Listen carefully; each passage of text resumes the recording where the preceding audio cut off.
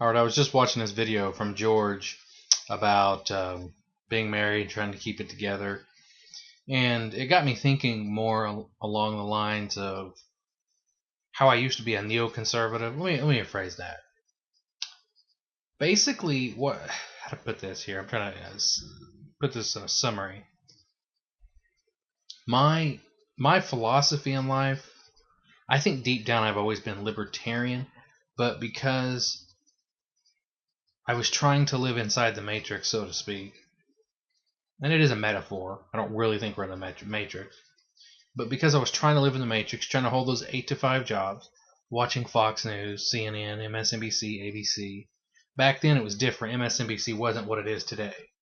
It wasn't as polarized or political, but it was still mainstream media, mainstream news. So essentially, when I had when I was working the 8 to 5 jobs, although they were sporadic and various 8 to 5 jobs, nonetheless, they were 8 to 5 jobs. I didn't spend a lot of time surfing the web and figuring out what's going on. All my energies were spent on going to and from my job, back and forth over and over again, eating copious amounts of food, um, and just sort of doing it. And then I'd pay attention a little bit to the news stories, what was going on, but a lot of it was I was just watching TV. I might get the news stories. Uh, and I don't really even remember using Drudge that much back then. However, for me, everything changed when I lost my job and I became unemployed. And then as I started looking, I started realizing that I didn't know what I was looking for anymore. It's like, if all these other things don't work, what am I looking for?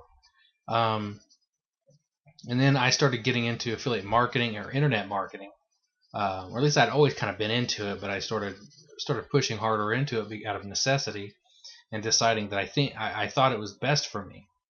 And as I did that, of course, that kind of gets you deeper into the online world. And that got me deeper into the alternative news media, Drudge Report, Alex Jones. Now, again, I don't believe everything Alex Jones says. I probably don't agree with half of it, but I don't care. It's an alternative news source that I appreciate that kind of information. I like the outside. I want the weirdest information. And then I want the mainstream information. And we'll try to figure out what the freaking truth is.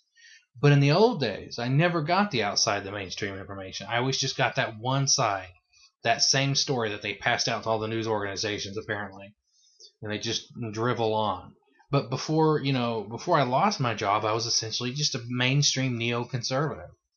I thought we had to go into Iraq for some reason. I was deluded into thinking somehow we had the responsibility of dealing with that for some reason.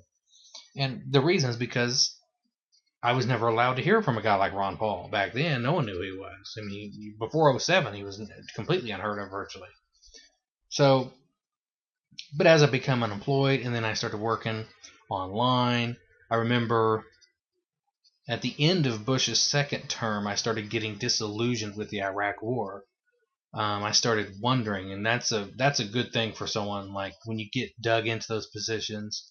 I mean, I can still remember uh, on some sort of forums debating with quote liberals or Democrats who were against the Iraq War when it was, of course, a Republican-led war.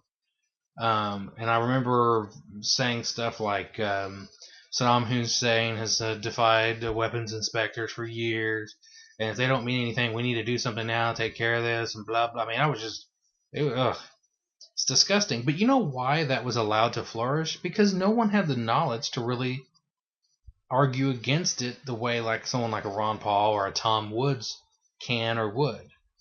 And they would just simply say, well, it's not in our nation's interest. They haven't attacked us. And if they haven't attacked us, there's no threat. A threat is not something that could happen. That's not really an immediate threat. There are a litany of things you could say to fight that, but no one was really making that case that I saw. But again, I wasn't online really at that time that much. And I was getting most of my information from the news. I was working too much. I didn't have time to follow all this shit. And so there's just a different mindset. There's a different group of people out there. The non-workists, but we're starting to, I think, affect the workists, the 8 to 5ers. And so I don't know. I mean, maybe some of you can talk about this because I think it's an interesting dichotomy.